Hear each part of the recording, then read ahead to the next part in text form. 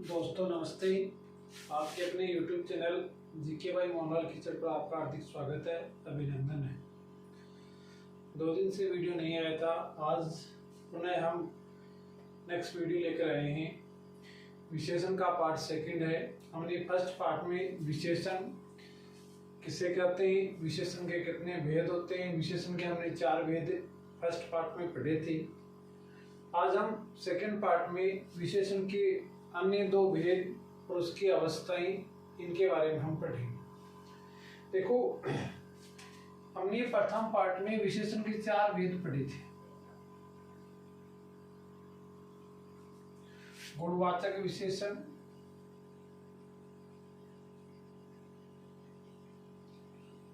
संख्यावाचक विशेषण, परिमाणवाचक विशेषण और चौथा पढ़ा था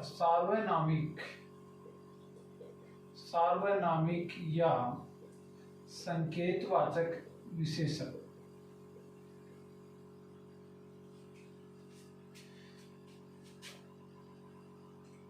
गुणवाचक में हमने पढ़ा था कि जिन शब्दों से किसी संज्ञा या सर्वनाम की आकार, रंग, दशा, काल, देश, स्थान, स्पर्श, स्वाद, इन सब का बोध होता है, गुण दोष आदि का बोध होता है, उन शब्दों को गुणवाचक विशेषण कहा जाता है। जिन्हें विशेषण शब्दों से किसी संज्ञा सर्वनाम की संख्या का बोध होता है, उन्हें हम संख्यावाचक कहते हैं। जिससे किसी माप या तौल की इकाई का बोध होता है, उसे हम परिमाणवाचक कहते हैं। और जो सर्वनाम शब्द हैं वो विशेषण की तरह प्रयुक्त होते हैं, उन्हें सार्वनामिक या संकेतवाचक विशेषण कहते हैं। इन 4 भेद के अलावा विशेषण में निम्न 2 भेद और माने जाते हैं। वे 2 भेद कौन कौन से, देखो, एक तो आता है व्यक्तिवाचक विशेषण, और दूसरा आता है भिन्नतावाचक विशेषण। भिन्नतावाचक भी कह सकते हैं और इसी का दूसरा नाम दे सकते हैं हम विभागवाचक विशेषण। देखो, व्यक्तिवाचक विशेषण किसे कहते हैं? जिन विशेषण शब्दों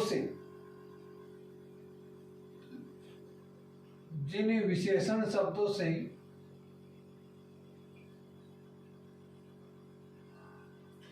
एक कोई स्थान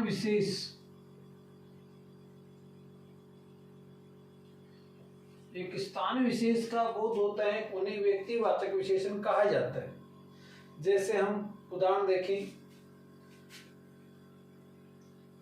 जयपुरी रजाई।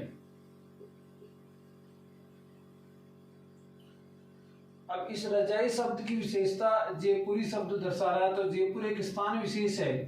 तो जयपुरी रजाई में यदि हम विशेषण पूछा जाए तो कौन सा होगा? व्यक्तिवाचक विशेषण माना जाएगा। सामान्यतः ये गुणवाचक का ही एक भेद है।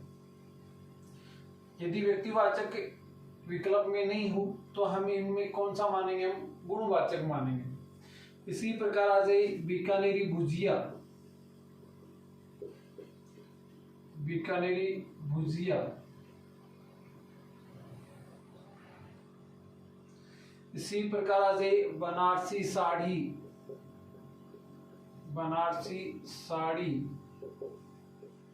इसी प्रकार आ जाए जोधपुरी कोट,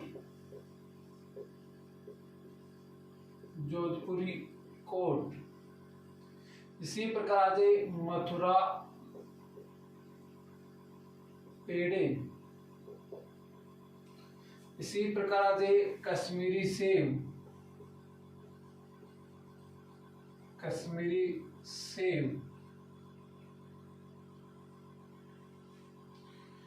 तो जो स्थान विशेष की विशेषता बताएं, उन शब्दों को व्यक्तिवाचक विशेषण कहा जाता है। अब इन जितने भी शब्द हैं उन सभी उदाहरणों में हम देखें तो एक स्थान विशेष की विशेषता का प्रदर्शन किया जा रहा है इन विशेषण शब्दों के द्वारा। तो ये सभी उदाहरण हैं वो व्यक्तिवाचक विशेषण के माने जाएंगे। यदि विकल्प में व्यक्तिवाचक का अभाव पाए जाए तो फिर ये किस में आएंगे, गुणवाचक में आएंगे। दूसरा आता है भिन्नतावाचक। भिन्नतावाचक का अर्थ है जहां हर एक, प्रत्येक, अनेक, दो चार, दो तीन, चार पांच, इस प्रकार के शब्दों का प्रयोग जहां होता है उन्हें भिन्नतावाचक या विभागवाचक विशेषण कहा जाता है। जैसे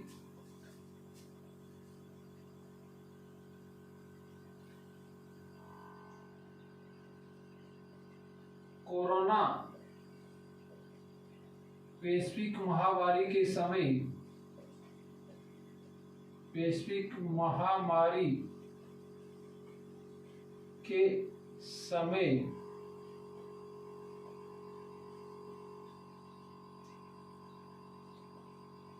सरकारी गाइडलाइन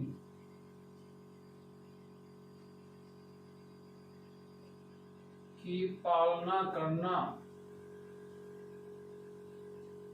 हर एक नागरिक का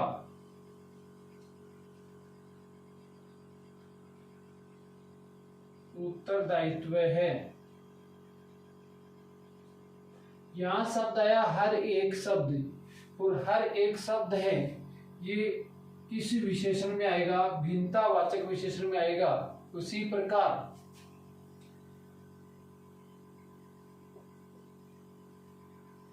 प्रत्येक भारतीय को ईमानदार होना चाहिए।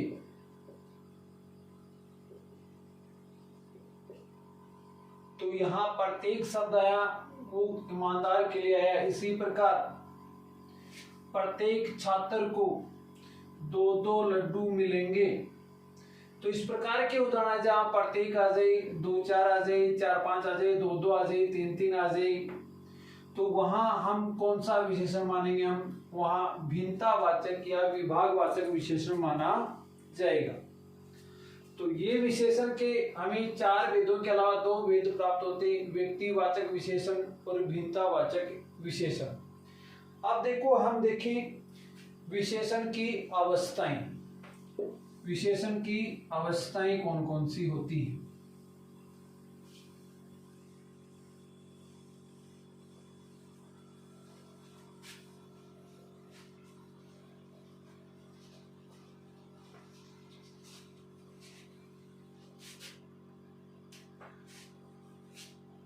यदि हम विशेषण की अवस्थाओं की बात करें तो विशेषण की अवस्थाएं 3 होती है।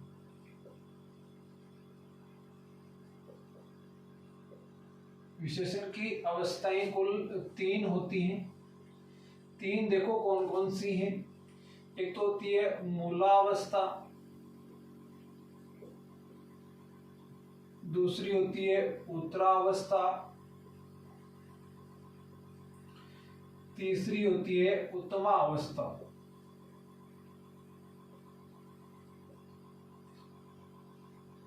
हिंदी में अवस्था बोल सकते हैं, अंग्रेजी में हम डिग्री बोल सकते हैं। तो विशेषण की कुल 3 अवस्थाएं हमें प्राप्त होती है, मूलावस्था, उत्तरावस्था और उत्तमावस्था। देखो मूलावस्था क्या होती है, जो विशेषण शब्द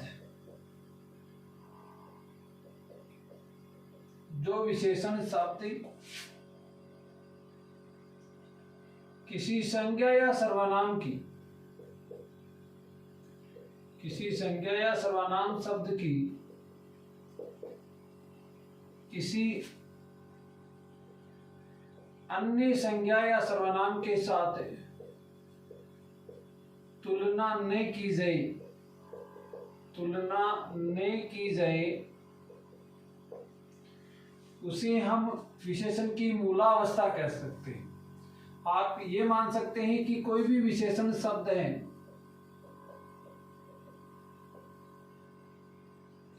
उस विशेषण शब्द के साथ कोई प्रत्यय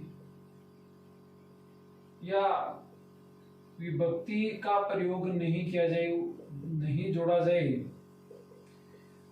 तो वो विशेषण की मूलावस्था होती है। जैसे वह विद्वान है,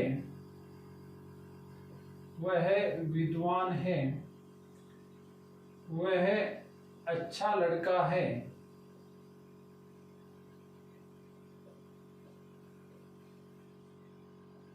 अब विद्वान शब्द है, अच्छा शब्द है, ये ऐसे शब्द हैं इसके साथ किसी प्रत्यय का प्रयोग नहीं किया गया है और इनमें जो संज्ञा या सर्वनाम यहाँ वह सर्वनाम शब्द आए हैं, इनका किसी अन्य के साथ कोई तुलना नहीं की गई है।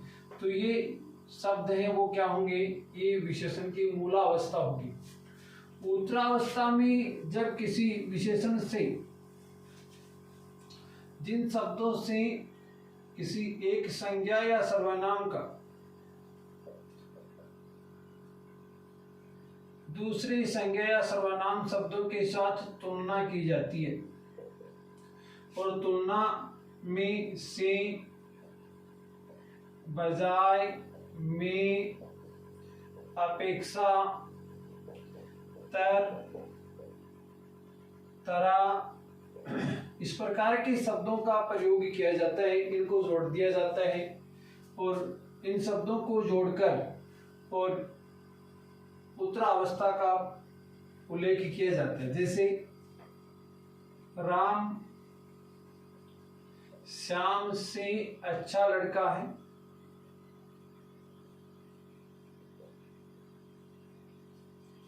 अब श्याम से शब्द का प्रयोग करके श्याम राम की तुलना किसके साथ कर दी गई है, श्याम के साथ कर दी गई है। तो एक संज्ञा का दूसरी संज्ञा के साथ तुलनात्मक जब किया जाता है तो अच्छा शब्द विशेषण शब्द इससे पहले से लगा करे और से अच्छा है, ये विशेषण की उत्तरावस्था का प्रदर्शन कर रही है। इसी प्रकार राम श्याम की बजाय अच्छा लड़का है, तो बजाय शब्द भी हो सकता। राम कक्षा में अच्छा लड़का है, राम सभी में अच्छा लड़का। देखो राम कक्षा में अच्छा लड़का में शब्द आ रहा है, ये भी बता रहा है। राम श्याम की अपेक्षा अच्छा लड़का है। इसी प्रकार आज राम पटुतर लड़का है, स्त्रीलिंग करेंगे तो तरा हो जाएगा। तो यहाँ राम पटुतर, पटु शब्द है, चतुर होता है और उसका ही पर्यायवाची शब्द है। तर शब्द लगाकर ये उत्तरावस्था का प्रदर्शन किया जाता है। तो जहाँ तर, तरह, अपेक्षा, में, बजाय, से आदि शब्द विशेषण शब्द से पहले जोड़ दिए जाए या उनके साथ जोड़ दिए जाए तो वहां विशेषण की हमें उत्तरावस्था प्राप्ति होती है। उत्तमावस्था में किसी संज्ञा या सर्वनाम शब्द है, उसको सर्वश्रेष्ठ, सर्व का मतलब है सभी, श्रेष्ठ का मतलब है अच्छा, सभी में सबसे अच्छा दर्शाया जाता है। और यहाँ ज्यादातर शब्द या तो सबसे, सबसे, तम, तमा, तरीन आदि शब्दों के साथ प्रदर्शन किया जाता है। जैसे हम वाक्य में प्रयोग करें कुछ शब्दों का कि किस प्रकार से उत्तम अवस्था में प्राप्त होती है, तो वाक्य में प्रयोग करके देखें तो एक वाक्य आता है जैसे राम कक्षा में सबसे अच्छा लड़का है। अब यहाँ सबसे अच्छा शब्द आ गया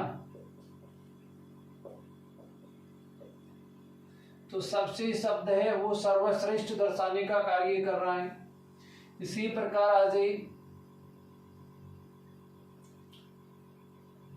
वह है या इसकी जगह किसी संज्ञा का शब्द का प्रयोग हुआ है, पटुतम लड़का है। अब पटुतम शब्द आ गया, वह भी तम शब्द है, ये भी उत्तमावस्था दर्शा रहा है। इसी प्रकार रोहित बेहतरीन खिलाड़ी है। अब बेहतरीन शब्द है, ये भी श्रेष्ठ दर्शाने का कार्य करता है। इसमें तरीन मतलब इन या तरीन बोल सकते हैं, ज्यादातर इन प्रत्यय भी बोल सकते हैं। बेहतर शब्द है, तर प्रत्यय है, उसमें इन जोड़ सकते हैं। तो इन प्रत्यय जोड़कर इन शब्दों का रूप बनाया जाता है और ये उत्तमा अवस्था को प्रदर्शित करने का कार्य करते हैं। तो जहां सर्वश्रेष्ठ, एक चीज हमेशा याद रखनी है, जैसे रोहित श्रेष्ठ खिलाड़ी है,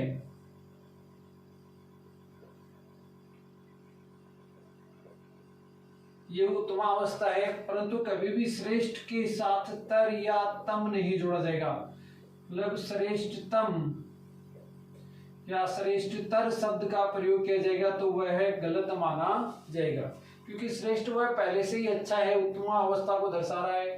तो एक ही शब्द के साथ दो बार कोई अवस्थाएं नहीं दर्शाई जाती। श्रेष्ठ शब्द के साथ तर या तम का शब्द का प्रयोग, प्रत्यय जोड़कर इसका प्रयोग नहीं किया जाता है। यदि किसी वाक्य में श्रेष्ठ के साथ तर या तम जोड़कर लिखा जाएगा या श्रेष्ठ के साथ तरीन या तरा या तमा जोड़ा जाएगा तो वह प्रयोग अशुद्ध माना जाएगा। तो इस प्रकार से हमें विशेषण की कुल 3 अवस्थाएं प्राप्त होती हैं और ये हमें हमारा विशेषण टॉपिक कंप्लीट है। धन्यवाद।